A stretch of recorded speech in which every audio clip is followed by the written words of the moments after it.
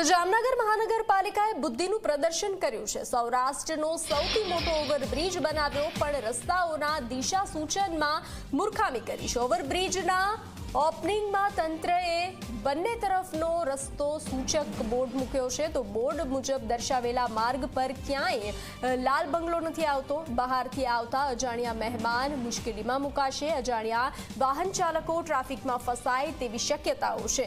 તો બુદ્ધિનું પ્રદર્શન કરવામાં આવ્યું છે જામનગરમાં। જામનગર મહાનગરપાલિકાએ બુદ્ધિનું પ્રદર્શન કર્યું હોય તેવા દ્રશ્યો સર્જાયા। સૌરાષ્ટ્રનો સૌથી મોટો ઓવરબ્રિજ બનાવ્યો, પણ રસ્તાઓના દિશા સૂચનમાં મૂર્ખામી કરી છે। વધુ વિગતો સાથે સંવાદદાતા મુશ્તાક જોડાયા છે। મુશ્તાક, સૌરાષ્ટ્રનો સૌથી મોટો બ્રિજ તો બનાવ્યો, પણ રસ્તાઓના દિશા સૂચનમાં મૂર્ખામી સર્જાઈ હોય તેવું લાગી રહ્યું છે, શું વિગતો?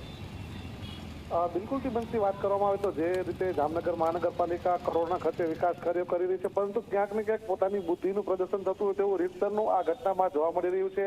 જે રીતે આ દ્રશ્યોમાં બોર્ડ જોવા મળી રહ્યા છે, નવા બોર્ડ લગાવવામાં આવે છે, જે સૌરાષ્ટ્રનો સૌથી મોટો ફ્લાયઓવર છે કે જે 150-200 કરોડના ખર્ચે બની રહ્યો છે અને હવે પૂર્ણતાને આરે છે, ત્યારે તેમાં સાઇન બોર્ડ મારવામાં આવી રહ્યા છે। આ સાઇન બોર્ડમાં લખવામાં આવ્યું છે કે લાલ બંગલો સર્કલ, પરંતુ જે દિશા વિક્ટોરિયા પુલથી નક્કી કરવામાં આવી રહી છે, ત્યારે વિક્ટોરિયા પુલથી સીધા ટાઉન હોલ જઈ અને જે છે લાલ બંગલા સર્કલ સુધી પહોંચી શકાય છે। તેમ છતાં જે આ નવો ફ્લાયઓવર છે તેના ઉપર લાલ બંગલાનું જે છે બોર્ડ મારવામાં આવ્યું છે અને ક્યાંક ને ક્યાંક જે નવા મુસાફરો જે જામનગરમાં ન રહેતા હોય તે ક્યાંક અવરે માર્ગે પર ચડી શકે છે। ત્યારે કહી શકાય કે જે આ બોર્ડમાં મહાનગરપાલિકાની રીતસરની બુદ્ધિનું પ્રદર્શન થતું હોય તે પ્રકારનો ઘાટ જોવા મળી રહ્યો છે।